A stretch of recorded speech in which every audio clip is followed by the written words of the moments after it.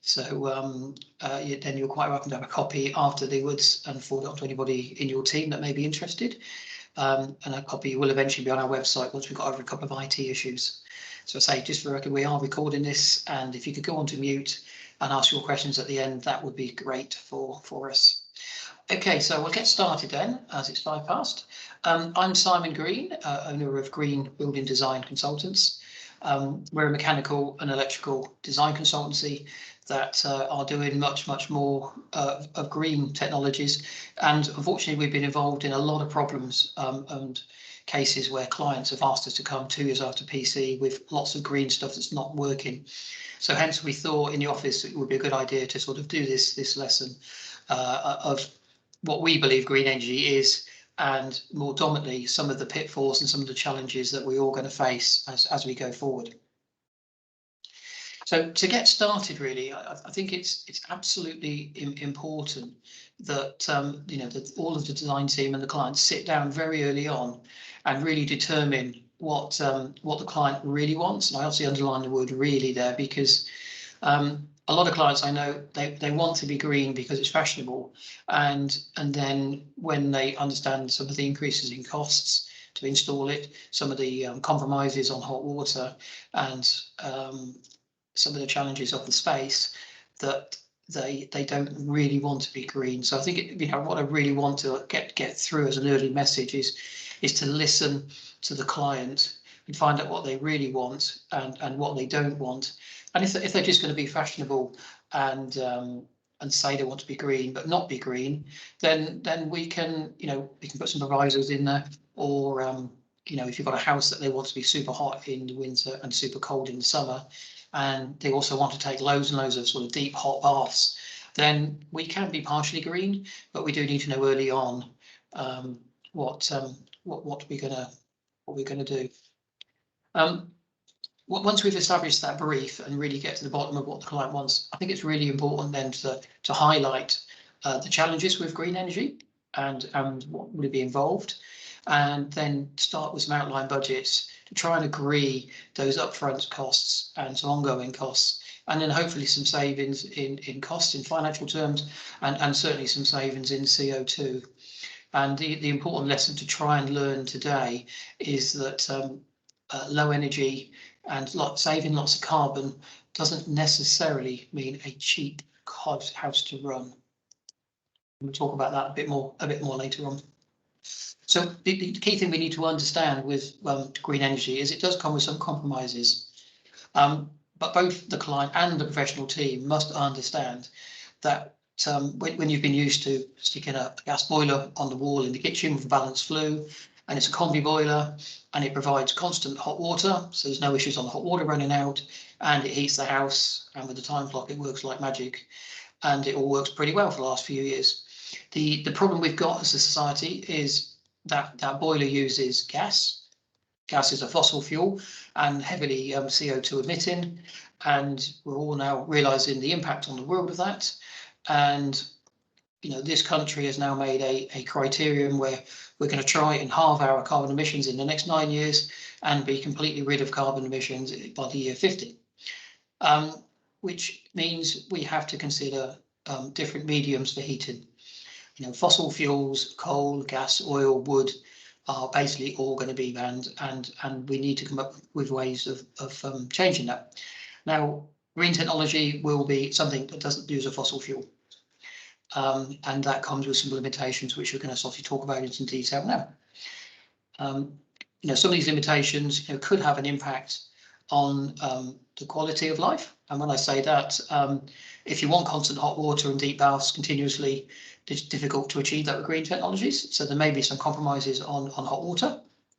And generally, this takes up a lot more space, externally and internally, so there could be some compromises on space, which clearly architecturally is very important to know. So what would constitute green energy? Well, clearly the obvious three come to mind, wind, solar and tidal. And there's obviously many other things to consider. Low energy sources, anything that reduces heat loss from our buildings. So insulation could be considered a green technology. Obviously, got some Lambswool one, a project we did there using Lambswool, which was difficult with interstitial condensation, and one there with straw, which works pretty well if you've got space for lightly thick walls. Most people at the moment, if you talk about green energy, would talk more about efficient heating and cooling plant, and dominantly they'll be talking about heat pumps. Heat pumps are quite magical in a way. They are able to take heat, latent heat from the ground or latent heat from the air, use it through a refrigeration cycle, and basically for 1 kilowatt of electrical energy in, depending on how it's being used and in which circumstance, you can magically get between 3 and 20 kilowatts of heat into the space. So obviously from a carbon point of view, 1 kilowatt of electrical energy in and 3 to 20 out, compared to a gas boiler, where some heat will always go up the chimney and some part of the gas will always go up the chimney, and there'll be losses in the system, meaning that you put 1 kilowatt of gas energy in, and you may get anywhere between 80 and 98% heat into your space. So clearly air source heat pumps are going to be a lot more efficient. And that's really why we're looking at air source heat pumps. So what is an air source heat pump? So there's a couple of pictures there you can see. The first picture on the left is an air source heat pump, pretty common around this country now. Depending on the types of manufacturers, that could be originally purely cooling your office. Now it can heat and cool your office, and some of the more expensive ones can simultaneously heat one part of the office and cool the other. Modules now can also provide hot water for heating radiators, or for heating tanks to provide hot water for showers and baths. Obviously, the internal units, they've got a couple of examples there. You can get them flush within the ceiling to grill, so they can look quite nice. You can also have them surfaced, as the next picture. And then the bottom left picture is showing a ground source heat pump. Now, ground source heat pump are in 2 types. The first type is boreholes, where they basically drill down about 100 meters into the earth, and then some pipes get run down inside that column, in a concrete column, and is able to extract heat from the ground because it's hotter below about 1 meter. And then you can use that heat on a refrigeration cycle then to heat the house and provide hot water. And consequently, in the winter, it can be used in reverse to provide a little bit of cooling to the house. The other type of air source, a ground source heat pump, would be one where you have, let's say, a sinky coil run around in a trench. Now, as you can see, that trench is about 1.5 meters wide, about 1.5 meters deep. You then need a space, depending on ground conditions, of about 1.5 to 2 meters until you have the next trench, so the ground doesn't get too cold and start freezing. And as you can probably imagine, to heat your house, you need quite a bit of that coil installed in the ground. So, we are limited on that type of ground source heat pump, because you do need a lot of ground around the house to get that energy from the ground. Outside of the UK, there are other heat sources such as geothermal heat that could be used to sort of heat large schemes, or large electrical generated plants. So there are many things. A lot of people talk about green energy as being a new modern thing, and we've been trying to save energy for almost 150 years. As an example, there in the middle of an old advert from the turn of the century, where there was some solar heating going on to heat a hot tank of water, which was heating your bath. The first hydro plant was done in Egypt. I think it was in 1920, connected to the Nile. And sorry, who was just joined? Could I ask you to just go on mute, please? Thank you. So you've also got on the top left there, you've got controls, which is probably one of the biggest savers of energy, if you can control your heating mediums correctly. And that's a PV or photocell that obviously will switch on and off external lighting. The picture on the right is showing some photoelectric panels which generate electricity, and then slightly to the right of that picture is some solar heating that would generate a panel that would provide hot water. The left-hand picture there is LED lighting, which is becoming more and more common now, and super efficient compared to tungsten, fluorescent, and other lighting mediums that we've had over the years. And then also the most obvious one would be to obviously look at the fabric and how we can insulate so much more. So really, we would almost consider all of those are things that would, potentially can be considered as green. And certainly in discussions with new houses and refurbed houses, those are all the things we need to be talking about what we can do to reduce energy in our dwelling or in our property. So some of the challenges. The biggest challenge probably with the way people's houses are being driven, and certainly with flats or small footprints, small houses, sheltered houses, shared acreage houses, is going to be one of space. This is a small country and we're trying to squeeze houses on every square inch of brown land that we possibly can, or rebuild higher and make smaller footprints and get people to live in smaller houses. And green technology has big problems with space. We need a large amount of space outside for the external units. And obviously internally, there needs to be a unit, typically the size of a commercial gas boiler, which would then bring the refrigerant technology in. And then from that manifold, then we would distribute the hot water around the house, or the refrigerant pipe it around the house to the fan coils. And that does the heating or the cooling.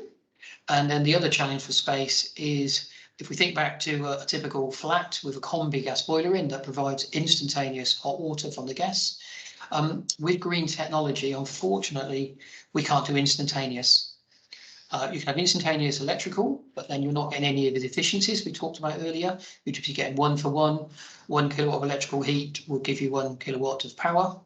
So really, if you're going to go with air source heat pump, you really need your air source heat pump to provide the majority of your hot water. We can only really do that via storage tanks.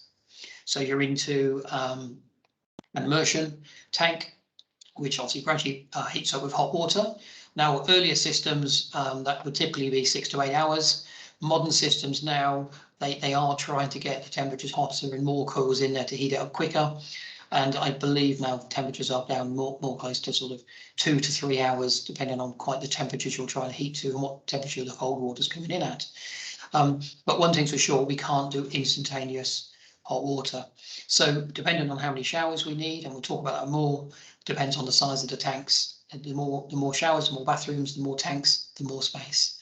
So space can be a real problem for us going forward, certainly with any retrofits. So the following slide is going to just talk very quickly an example of where space was a real consideration. Now this house was a brand new house, a very expensive house, a couple of £1 million, with 5 bathrooms, and described as an EPC A rated house, low energy, low cost.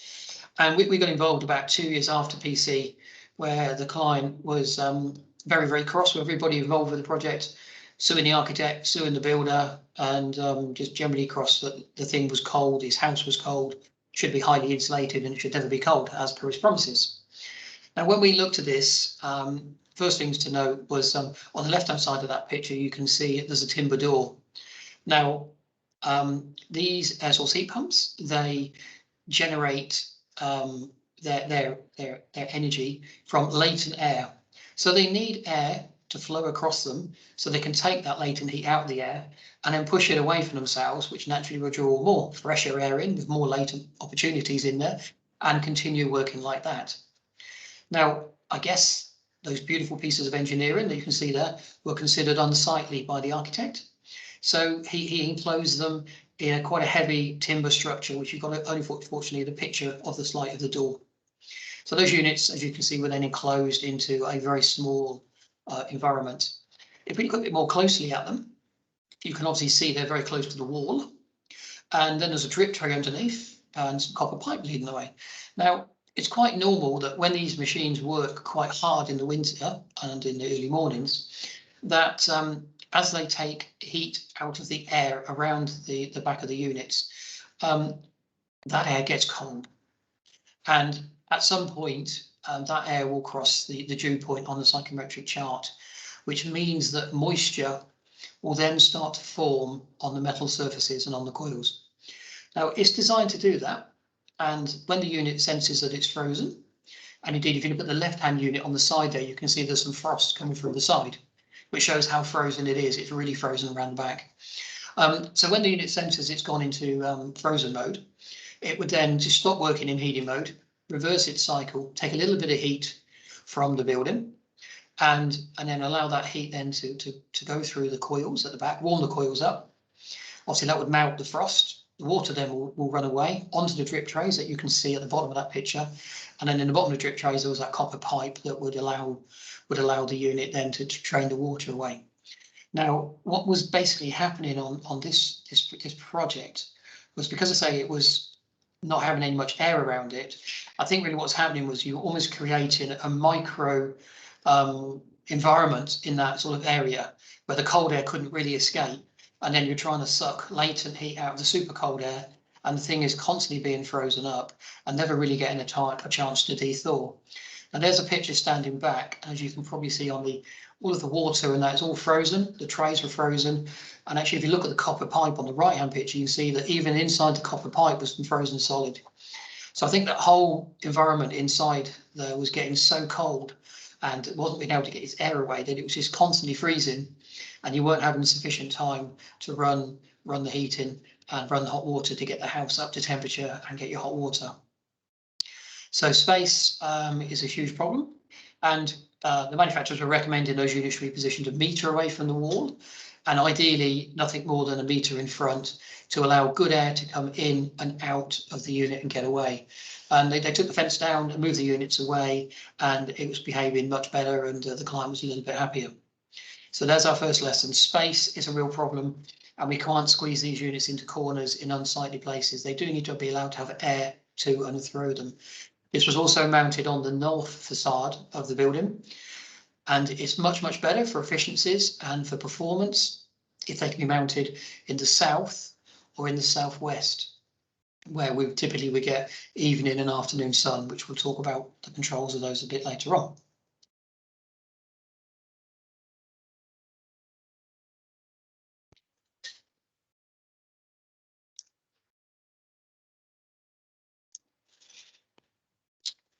So the next challenge we need to consider, and this is really, really important, the difference of the cost of electrical energy compared to gas. In my opinion, gas in this country is just too cheap, and moving forward, I strongly believe, like I was telling plumbers 5 years ago, gas boilers will be banned, and I was told I was silly. Not so silly now. The government will have to start introducing carbon taxes. They will absolutely have to make gas more expensive with large carbon taxes. At the moment, electrical energy is at least 4 times more expensive than gas. Some people on tariffs may say it's more than that, but it's typically in that sort of order. So to change over from gas heating to an electrical heating system, I've got to make the system 3 or 4 times more efficient to ensure that it costs the same. And that's probably the most important lesson to talk to our clients about. You know, if you look at your own domestic build you have at home, mine being a classic example, I have a gas boiler and a gas cooker, and that does all the heating and the hot water. My gas bill is about £180 a month. Sorry, beg your pardon. Is about £60 to £70 a month on average on my direct debit for gas. And my electric, which only does a bit of lighting, some fridges, some freezers, TVs, etc., tends to be about 180. So my gas, you know, whenever I look at my heating bill and people talk about turning my thermostat up 1 degree, I'm thinking, yeah, I could do that, save some energy, I'll do that, I'll put a jumper on. But when you look at it, it's actually costing you not so much. You know, personally, I am much more interested in turning, you know, up the temperature a little bit on the fridges and the freezers, always turning lights off. I've got a house full of teenage children. and they forever leaving the lights on, leaving tellies on, and I'm forever moaning, you wait, you in your house, you know, I'll be leaving your lights on. So because we're focused on the cost of electrical energy, I think we're much more likely to turn things off and less likely with our gas because it's not as expensive. So I do believe going forward, the only way this country will become carbon neutral, as per our government's wish, will be large increases, carbon taxes on gas as a stick to encourage us to change. But until that stick comes in, it's really, really complicated for us and really challenging for us to make these more expensive systems work that then are cheaper to run. And I have many cases where, again, we've been brought in late on, where people will be complaining, saying they've moved from a band C, semi-detached house or detached house, to a much, much larger detached house that's cost millions of pounds to build. It's got an EPC of A with an air source heat pump. And I've gone from a 200 odd pound direct debit a month to a 400 pound direct debit a month. How can that be? And that will be because the air source heat pump is not working at its optimum, or there are electrical immersions being used to back up the hot water and the things like that. So it's really important to explain this challenge we have to the clients. So if we compare it in terms of CO2, we can obviously see there that you know, to provide 100 kilowatts, 100 kilowatt hours of heat to the house, the blue line there requires 100 odd kilowatts worth of gas energy, compared to an air source heat pump, where you could be down at 30 kilowatts, depending on conditions and temperatures. So from a unit energy, you're going to be saving, say, a lot more. But the problem can come, therefore, where depending on the cost of the energy, you can be easily in a situation where the actual heat pump is costing you more to run.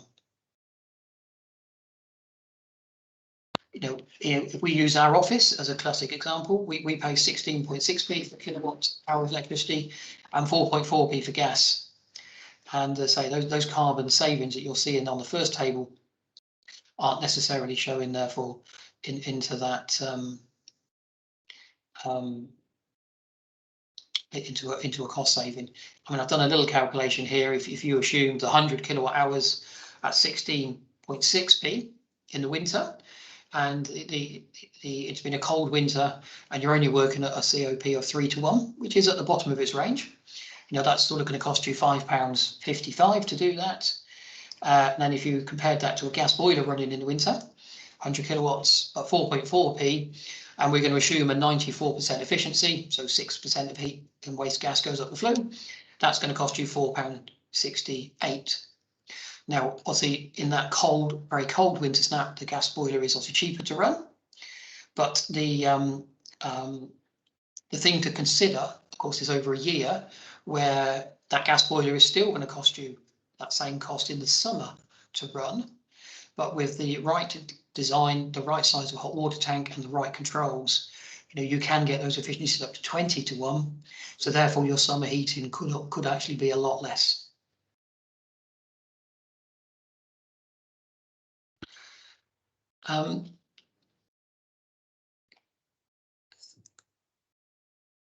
To make these technologies, we do then need to consider lifestyle. You know, we've talked about putting jumpers on and having the heating set a bit lower. Low energy techniques and usually air source heat pumps work better with underfloor heating, and underfloor heating works at a lower temperature. It needs to be on slightly longer, if not continuously on, and you could look to have slightly lower temperatures. And also look to lifestyle changes with how many showers you have and number of baths and things. The next thing to consider really is adding thermal insulation. Now, clearly on a new build, we need to be built to building regulations or building regulations plus to add more and more insulation in. And that can be quickly modelled by our software to work out what the optimum saving is against the thickness with paybacks. And fabric, I think, on new builds can be treated very, very well, be highly efficient, and obviously not cause a great deal of need for heating. And adding it to existing stock, and a lot of our designs at the moment, we are looking at existing stock. We have an awful large amount of aging stock, which is using an awful lot of energy, and we do need to focus on how we improve that energy. And it's very difficult economically, because to take a finish off of a building, either internally or externally, and add a new finish, take the services off, put them back on, and the energy you save has a huge long payback, usually uneconomical. So we've really got to look at clever ways of trying to do that. And if there's a cavity wall, if there's not interstitial condensation, clearly we can put some insulation in there, but to internally clad or externally clad is usually pretty expensive with a long payback, and only really going to work in terms of only really going to work as if there's a major refurb going on. Obviously, it goes without saying that too little insulation is going to cause excessive bills, and obviously impact on the air source heat pump. So it's really important that we do model that quite carefully and get the optimum insulation thickness, which of course can be a problem with space. If you've got very small flats, and I want to put 150 mil insulation in, that's obviously going to impact on all those rooms. Sorry, I'm late. Oh, I'm sorry, could you go on to mute and ask questions at the end, please? Thank you. So our next challenge, and for me within the domestic market, is probably our biggest challenge, is domestic water heating, is really understanding how air source heat pumps work, and in how we can deal with that with hot water. We can see that air source heat pumps are very efficient, but potentially expensive to use in the winter. And whilst the hot water generation in the summer can be done very cheaply, again, in the winter, it can be quite expensive. Because we're using low-grade external heating from the air or the ground, that can only really be stored into a hot water tank, as I said earlier. So it's absolutely critically essential that the engineers work with the architects to understand what the total water load for the day of that building is going to be, and really with the clients to sit down and understand, that we ideally need to only ever be looking at low water use showers. Under the building regulations, rainwater showers are popular with my clients, but they are banned, and they're banned because they use too much hot water. Now, if the client is going to insist upon hot water delivered via those types of showers, then there are things we can do to make the house semi-green, but really we can't make it completely green. And we do have a project at the moment where we've got 2 hot water tanks from air source heat pumps, and ultimately that water flows through an instantaneous gas water heater that senses once the temperature gets below 45. It obviously comes on and brings the temperature up, because they want to have the house designed. Majority of the time there's only 2 living there, but obviously at holiday times like Christmas, that they want the 5 bathrooms to be constantly in use with baths and not run out of hot water. So again, as engineers, we can design these things, but if we don't know about them, and at the last moment, as often does happen, the engineered type shower head that's would be typical for something like a Premier Inn, that type of shower that's pressurized, it gives you nice hot water, gives you good pressure on your back, and the spray is also aerated, which makes it feel like there's more water there. If you go away from those types of showers and you end up putting in a rainwater shower, what will happen is that lovely tank of hot water we spent all day heating up will be drained, typically in 3 or 4 minutes, and then when the next person goes in for the shower, the water is cold, and obviously then there's a problem. We've had a legal case where that was part of an argument where exactly that had happened. The design was for normal showers, and the rainwater shower went in at very late specification. And the gentleman of the house was a trader, so getting up very early to get in, drained the whole tank of hot water down. And then when the wife and the children went in a couple of hours later, there was no hot water. So they knew this, so to get around that, they had electrical immersions, 3 of them running in the bottom of the tanks 24/7, because then they didn't run out of hot water. and then they were suing the architect and the builder because they had super high electrical bills. And I did explain to them, you know, how the thing was not set up properly. So it's surprising how people need to be educated on that. And don't forget, if you've got an electrical immersion running in the bottom of those tanks, the COP, or the coefficient of performance, is 1 to 1. So for every kilowatt of hot water you're heating, is costing you that 16p, compared to pennies, or a fourth of that, quarter of that, or 20th of that in the summer. I've got a slide on showers there. So again, you know, really showers are critical to be sorted out and designed at the beginning. The top picture there of the shower is really the sort of shower you should be doing. We can pressurize the water so that you get a lot of pressure out, and you can aerate that shower so that there feels like a lot more water there. You know, if you put the rainwater shower in on the right, it's a problem for us to deal with from a low energy point of view. I once had somebody in our office call our client Cleopatra because she was demanding lots of long hot baths. So I put the picture there of Cleopatra on there to say, you know, if your client is Cleopatra and they do want lots and lots of hot baths every day, then we need to have a hybrid low energy stroke direct instantaneous system. And they need to be pointed out the implications of that, of having 2 hot water tanks and a tank which is the instantaneous gas heater, or there are other ways we can do it with immersions, and they need to have high bills. So in those sorts of situations, you know, we would be recommending those dual systems, which again, go back to my first challenge, is then there's more space, that's more expense of install. But those are some of the challenges we face going forward with green energy. And that capital outlay for both systems is obviously twice the risk. But if your client wants uninterrupted hot water, that's the penalty, that's the cost. And it's better to tell them that, I believe, at those first meetings. So air is our next challenge, which may be an odd thing for people to think about, but clearly with COVID at the moment, there's an awful lot of information, how we need to ventilate our buildings better. We need to potentially have high humidity in them. Now, part of building regulations is sealing up all of the air coming into buildings and limited it to only having the minimum fresh air requirements, and having a very sealed structure with just the designated amount of fresh air needed to extract moisture, smells, and provide fresh air for breathing, can be done. All that ductwork needs to be sited around the building, so there is the space of getting that ductwork through, low ceilings and risers to get it up and down the building.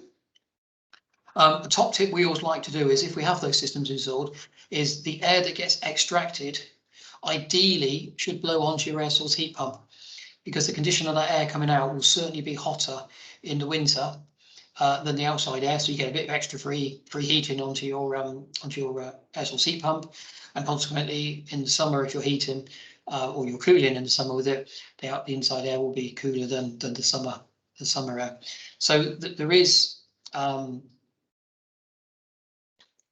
benefit to provide, you know, whole house heat recovery systems.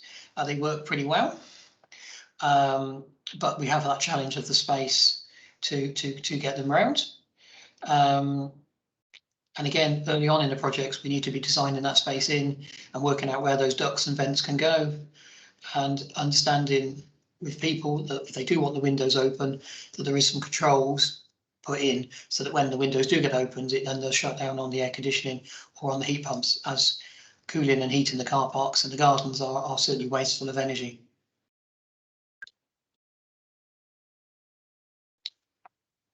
Some of the problems then with these sealed houses, and there's a lot of focus on really thick insulation, great windows that obviously don't let much heat in, have a problem then in the summer, they don't let much heat out.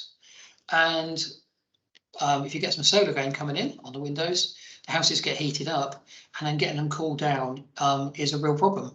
And there are many flats, new flats, which overheat. So part of your engineer's brief really should be to model overheating. And really, if it's contractors doing design or the engineers doing design, they need to be using, you know, typical dynamic software that will allow that dynamic modelling to be carefully done. And you do need to find ways of either ventilating across the building or to ventilate up to high level and get it out. But overheating is becoming a real problem and becoming worse with our erratic temperatures of high temperatures for a few days.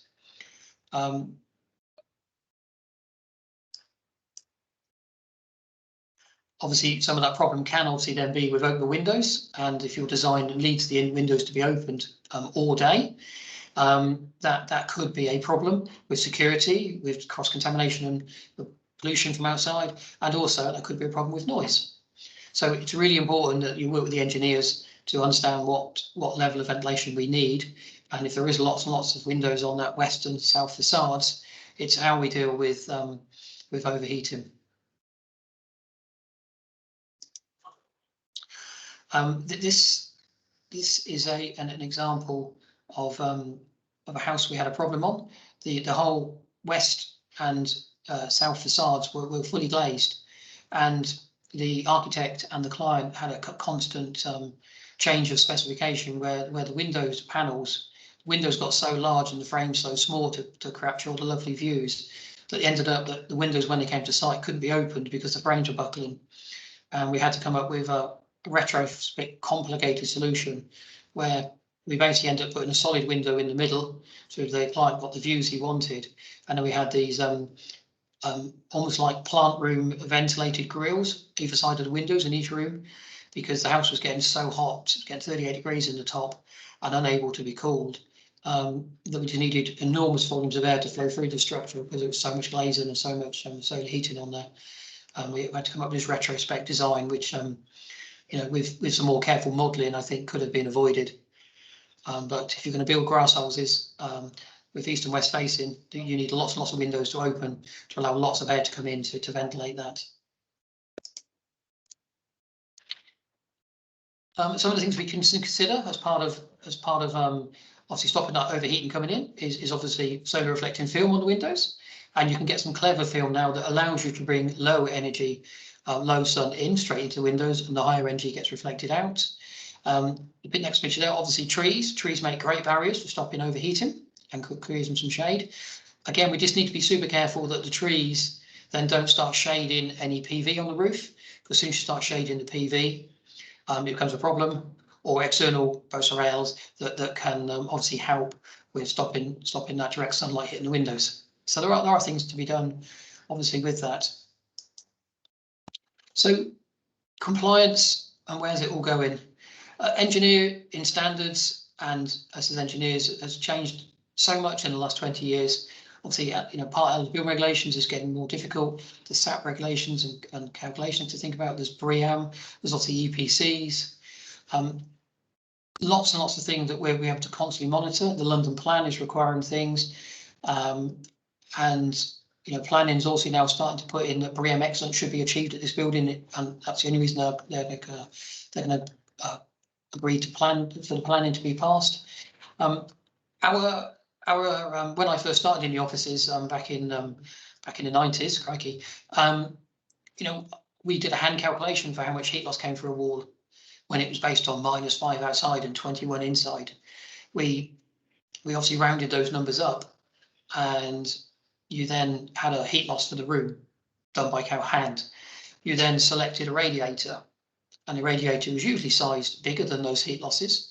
Sometimes the engineer told you to size it by 25% more, so that if on the startup on a cold morning the house was really cold at say 15 degrees, and you quickly wanted to get up to temperature, you needed more energy in that radiator to heat it up. Then the boilers were oversized, or quite often you would put 2 boilers in at 2/3 size each, so that if one boiler failed, you got time to, which was all good things to do, but all of that meant you had things working, very, very inefficient, because they're working nowhere near their full load, but the thing was never cold.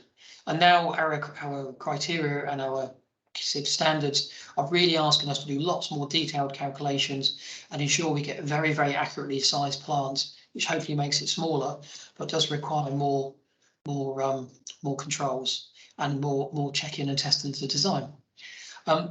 Your plant absolutely must be commissioned and signed off by the engineers before the tenants move in. A lot of the problems I go to are purely down to the fact that the people that have installed it haven't quite got the experience, or it's been set up wrong in terms of its conditioning. And I say, space takeaway, and remember that, and this is the most important thing to take away and remember, an air source heat pump does not work like a boiler. 99% of plumbers I come across who are setting up the air source heat pump, or the controls engineer setting up it, will set it up exactly the same way that they've done a gas boiler. And the gas boiler typically comes on at 5 AM in the morning, goes off at 8 AM, comes on for an hour, 12 till 1, and then comes on again in a domestic situation at 5 o'clock in the evening and goes off at 10 PM. Air source heat pumps do not work like that. They need to be working and doing the heavy lifting when the temperature outside is at its highest, which typically is in the afternoon. Hence the reason why it's better to put these units in the south and west facades. Every time I get, it depends on the efficiency of the machines, and the technology is marching on all the time. Now, when I did this lecture a couple of years ago, about 3 degrees was the temperature cost, where when it's below 3 degrees, the air source heat pump is costing you more money to run. The latest Mitsubishi Electric ones suggest, their figures not mine, that the cut-off now of efficiencies is about 0 degrees. So for every time on a brand new modern one, it's below 0 degrees, it's costing you more money to run than your gas boiler. So if you think of all the times, when it's below three or below 0, depending on which manufacturer and unit you've got, it's typically in the early morning. And it's very rare is it that cold in the afternoon. Occasionally we have it, but pretty rare. So you absolutely need that hot water tank sized for a whole day's load to be run in the afternoon, so that it charges that tank of hot water up. And modern tanks now are insulated to stay hot for 24 hours. So every afternoon your hot water tank is done. Hopefully you've got good thermal inertia on your design of your building, and a lot of the heating can be done. I do accept sometimes that a little bit of heating is needed in the morning to bring the rooms up, but ideally you want to be designing your buildings to have that hard work of the heating done in the afternoon. The client does need to demonstrate and understand that, like gas boilers, we do need to have regular maintenance and regular cleaning, and checking that the controls is okay and the refrigerant levels are fine, and that will obviously help on the efficiencies. Obviously, with all the modelling software we can do now, we can model buildings with PVs and without PVs, and show and then obviously run that with new, say, VRF plant and things like that, and obviously show you the energy used and how it can impact on the on the buildings, and use the PV to drive that air conditioning and to have a lot of savings. We've got a very quick case study, and then we'll have 10 minutes of questions. This was a project we did for Camden Council back in 2007. Now things have moved on tremendously since then, but this showed what we did back then. So this was a typical Victorian semi-detached 6-bedroom council house in Camden. Once they got the squatters out, it needed a lot of structural repairs, and a lot of people said it should have been quicker and cheaper and easier to knock it down and rebuild. And it may well have been, but the brief was to, what can we do to our aging housing stock to get the efficiencies down? That was the client's goal. We put in a very efficient gas boiler with a single pipe, and the radiators were sized big around the building. It was very, very low loss. Fabric wise, we put triple glazed windows in. We insulated the walls internally, lost some space. We also insulated the floor. We insulated the ceiling space. So we made it really quite thermally efficient, and with the new windows, it was quite airtight. We put some PV on there to drive the electrics, and we put some solar heating on there. And the solar heating tank fed then into a traditional immersion tank, which also was backed up by the gas boiler downstairs. And we basically were achieving 80% reduction on CO2 emissions. And overall, we got it down to about 16% of the energy use compared to a normal house next door without those improvements, which I think does go a pretty long way to showing you what can be done on existing housing stock. And us as engineers and architects, we've got an awful lot to do with existing housing stock. If we are going to change over to air source heat pumps, as the country has decided, in 2018, before COVID hit, We put about 26,000 air source heat pumps in domestically. To get you an idea of the magnitude, we need to do 1 million every year for the next 20 years. That's how much we've got to change, and we've got huge challenges there. So I think I was just going to really finish on saying that, you know, a greenhouse, low energy house is no longer simple. To get the best results out of your house, it needs to be properly designed, properly installed, properly commissioned, with proper maintenance. And I believe engineers are the best people to help you do that. And for all of us, all we do want is happy clients. If we get happy clients, I think we'll go a long way towards our goals of being low energy and being the world leader of trying to save our planet. And on that note, I shall ask for open questions. So if you'd like to come off mute, people, and ask any questions, that would be great.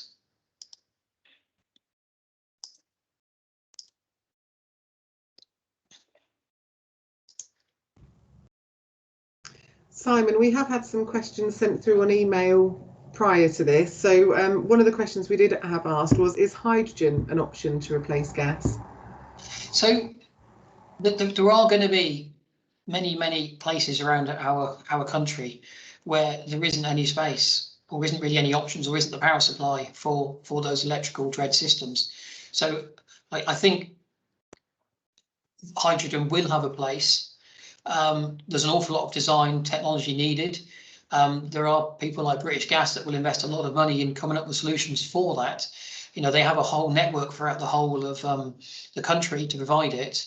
I don't think it will become mainstream. It will depend on the costs, of course, and quite the timing of it. So I think it will have its place, but the government will be promoting the use of electrically driven things, and part of that plan for them is to have, you know, to make the electrical grid greener and greener and less reliant on fossil fuels, and ultimately get it off of fossil fuels with wind farms, PVs, storage, and tidal and nuclear. And once we've got that, then if everything is done by electrical energy, then that's really the mainstay towards us being carbon neutral. I think it does have a place, but it's a bit early in the process yet to know if that will be a game changer, and what cost it will come out. What about solar energy in the UK? Do you ever think we'll properly be able to use it? Sorry, Nettie, could you say something again? Your line was a bit distorted and a bit broken up. I'm really sorry. Sorry, stutter. That's okay. Do you ever think we'll be able to efficiently use solar energy in UK? Yeah, I mean, a part of another talk I've done where the government was asking questions on how we would get to carbon neutral. I strongly believe the building regulations will obviously change to have every new house has solar PV on the roof on the south and west facing, but also I believe the government will be forced to put some incentivized tariffs back in to encourage us to put PV on every existing house in the country. And I think the way that we will have to do that is, if I came to you today and said, I can put some PV cells on your roof, and with the cost of electricity and the tariffs and the install costs, the payback is about 15 years. It's probably difficult for me to convince you to do that. But if I came to you and said, there's a new government tariff around, like there was when PV were introduced 10 years ago, and the payback is 3 years, then I'd hope most people on this call would think, you know what, for the good of the environment, I'll invest in that, and I will have that payback for 3 years. And then what I also said in my brief to the government was that if then the owner is allowed to keep that tariff after 3 years, say for another 5 years, then in that 5 years they would change from their gas boiler to an air source heat pump, and then that tariff saving then would really go a long way back to the cost of replacing the systems for the air source heat pump. So really the government are giving us a stick, an incentivized tariff to help run the cost of changing over to an air source heat pump. And then consequently, the part of that would be is the stick would be, if in 10 years time nobody's changed over to it, they start putting a carbon tax on oil and gas to really encourage you to start changing over to something that would be of a similar cost. Okay. Oh, also, sorry, I joined late. Okay, not to worry, that's fine. Hopefully you found it interesting. We are going to send a Yeah. video over of the whole thing. So if you want to watch it one lunchtime, you'll see the few bits you missed. But thanks very much. Very much. Thank you. Any other questions?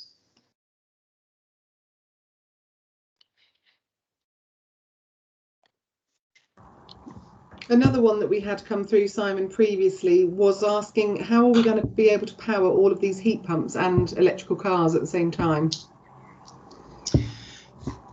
Yeah, that's a very good question. Is do we have enough power for it? And indeed, that's going to be a huge challenge going forward, which we are going to have major upgrades in our local networks. We're actually working on a project at the moment, and the developer has made all these units, quite a large development, and it's electrically only because there's no gas load on the site because it's newish development. And I'm actually questioning with the developer, has he got enough power allowance in the transformer just to provide basic electrical and lighting and obviously all of the heating for these units? And he's saying, no, they're being let as unheated units. I'm saying, but that's a bit limiting. What if we've got a client that wants to heat? There's no power for him. And coupled to that now, they have just been told as part of their planning, they've got to put in a load of car charging points. So I've got buildings that are going to have a 22 kilowatt car charger and 11 kilowatt power supply. So, even on brand new buildings, we've got a problem that we're not catering for car charging and air source heat pump. So, yes, the power supplies are going to have to be upgraded and majorly refreshed. It's going to be a huge challenge for National Grid, and I don't quite know how you resolve that one. I guess as more car charging starts to appear and the network squeaks, they'll start doing upgrades. Do we have any other questions? We've got 3 more minutes, so maybe one more. Any more questions? Or should we cut 3 minutes early? Any more questions in the chat box, Sarah? Unfortunately, I can't see it, Sarah. No, not in the chat box. We've just had Ian saying it was useful and interesting, but no questions. Okay. Well, thanks ever so much, everybody, for coming on and listening to us. And I hope you found that useful. And hopefully I'll be in touch with some of you if you've got any questions. Thank you very much. Thank you.